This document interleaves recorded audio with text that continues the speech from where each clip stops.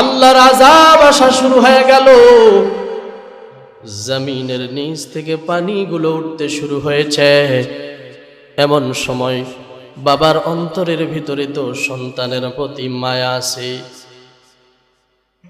হযরতে নূহ সন্তানকে ডাক দিয়া কয়, বাবা রে, ইয়া বুনাইয়ার কাম মানা, আয় আমাদের সাথে আয়, আল্লাহর গজব কিন্তু শুরু হয়ে গেছে, কোথাও গিয়া পালাইতে পারবা না, আমাদের সাথে উঠে আসো।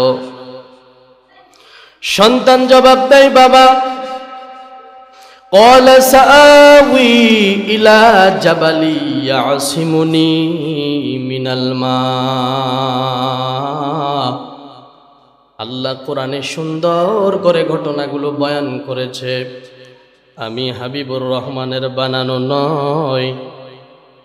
আমার আল্লাহ বলেন, তখন সন্তান বাবারে ডাক দিয়া কয়, বাবা, দরকার হলে পাহাড়ের চূড়ায় গিয়া উঠবো, ইয়াসিমুনি মিনাল মা, তোমার রবের পানি আমারে ছুঁইতে পারবে না।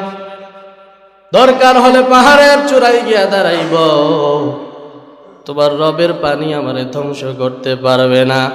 ক্বালা রব্বি ইন্নী দাআউতু কওমি লাইলাও ওয়া নাহারা। আল্লাহর পয়গম্বর নূহ আল্লাহকে ডাক দিয়া দিয়া বলেন, ও আমার আল্লাহ, আমি আমার উম্মতকে তোমার দিকে ডাকলাম,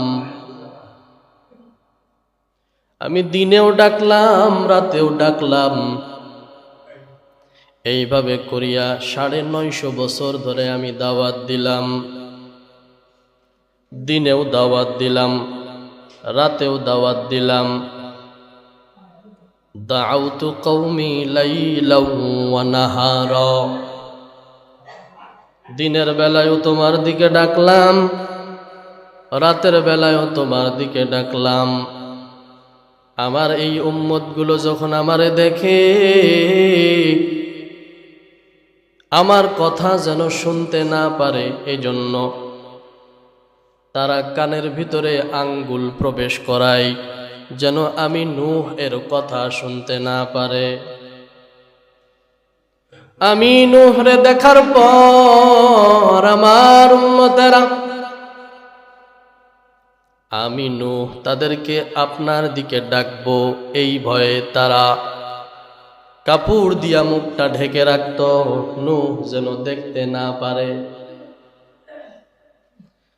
আমার ভাইরা, এই কথাগুলো আপনি সূরাতুন নূহ এর বাংলা অর্থগুলো পড়বেন, সরাসরি আমার আল্লাহ কোরআনের ভিতরে দিয়েছেন। আমারে যখন দেখে তখন মুখটা ঢেকে রাখে, যখন যেন নূহ দেখতে না পায়। আমার কথা যখন শুনে তখন কানের ভিতরে আঙ্গুল দেয়, আমার কথা শুনতে চায় না। আমারে যখন দেখে, আমার দেখার সাথে সাথে পিছন দিক দিয়ে ঘুরে পালিয়ে যায়। কে বলছেন এই কথা? হযরতে নূহ আল্লাহকে বলছে। আমার ভাইয়েরা, নূহ নবীর সন্তান কানান, নবীর সন্তান হওয়ার পরেও হেদায়েত কপালে নাই, খারাপ লোকদের সাথে চলাফেরা, কেউ কালিমার দাওয়াত গ্রহণ করে না, একত্ববাদের দাওয়াত গ্রহণ করে না। একটা পর্যায়ে আল্লাহ বললেন, রে নূহ, আমি আল্লাহর পক্ষ থেকে আযাব তাদেরকে গ্রাস করে ফেলবে। আল্লাহ বললেন, রে নূহ, একটা নৌকা বানাও। আল্লাহ বলেন, আমি ওহীর মাধ্যমে কেমনে বানাইতে হবে নূহ রে জানাইয়া দিলাম। সব মানুষেরা আসে দেখে, প্রখর রোদের ভিতরে নূহ নৌকা বানায়, সবাই হাসি তামাশা করে। ও নূহ, রোদের তাপে তো ছাতিটা ফাইটা যায়, কখন তোমার রবের পানি আসবে? টিটকারি মাইরা কথা কয়, হাসি তামাশা করে। একটা পর্যায়ে যখন আল্লাহর আযাব আসা শুরু হয়ে গেল, জমিনের নিচ থেকে পানিগুলো উঠতে শুরু হয়েছে, এমন সময় বাবার অন্তরের ভিতরে তো সন্তানের প্রতি মায়া আছে। হযরতে নূহ সন্তানকে ডাক দিয়া কয়, বাবা রে, ইয়া বুনাইয়ার কাম মানা, আয় আমাদের সাথে আয়, আল্লাহর গজব কিন্তু শুরু হয়ে গেছে, কোথাও গিয়া পালাইতে পারবা না, আমাদের সাথে উঠে আসো। সন্তান জবাব দেয়, বাবা, قال سآوي إلى جبل يعصمني من الماء। আল্লাহ কোরআনে সুন্দর করে ঘটনাগুলো বয়ান করেছে, আমি হাবিবুর রহমানের বানানো নয়।